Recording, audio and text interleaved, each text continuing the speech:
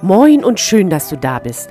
Heute starten wir mal mit einem Zweiteiler. Ja, im ersten Teil zeige ich dir gleich mal die Zubereitung von Salzzitronen. Und im zweiten Teil in gut 5 Wochen, also nach der Fermentierung, gibt's passend dazu Rezepte. Neugierig? Na dann bleib es, los geht's. Ich habe mir hier eine ganze Ladung Bio-Zitronen besorgt, die ich vorher in Essigwasser gesäubert habe.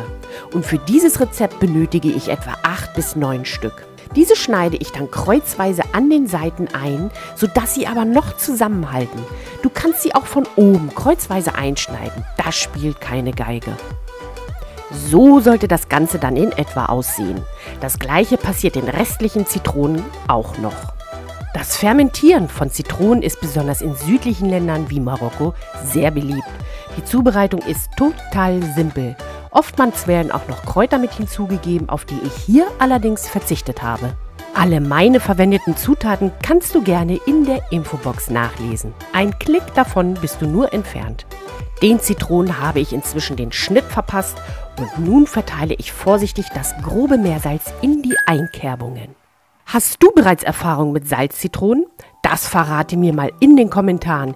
Ich gestehe, ich habe sie recht spät für mich entdeckt. Na, das schaut doch schon ganz gut aus. Mein Behältnis habe ich mir vorher sterilisiert. Entschieden habe ich mich für ein großes Weggefäß, damit der Druck im Inneren, der beim Fermentieren entsteht, durch das Dichtungsgummi entweichen, aber keine Luft hineinlassen kann. Zack, und schon sind die vorbereiteten Zitronen ins Glas gepurzelt. Das verbliebene Salz gebe ich auch noch mit ins Weggefäß dazu, sowie einige Löffel Meersalz, die gebe ich auch noch mit hinein. Verwende die Salzmenge möglichst nicht freischnauze. Die Menge, wie gesagt, kannst du der Infobox entnehmen. Jetzt nochmal alles gut runterstopfen, denn wir wollen gleich noch Flüssiges auffüllen und da sollten die Zitronen unterhalb der Oberfläche bleiben. Den Saft einer ganzen Zitrone presse ich auch gleich direkt in den Kübel. Das aromatisiert später noch den Sud, der nach der Fermentierung mitverwendet werden kann.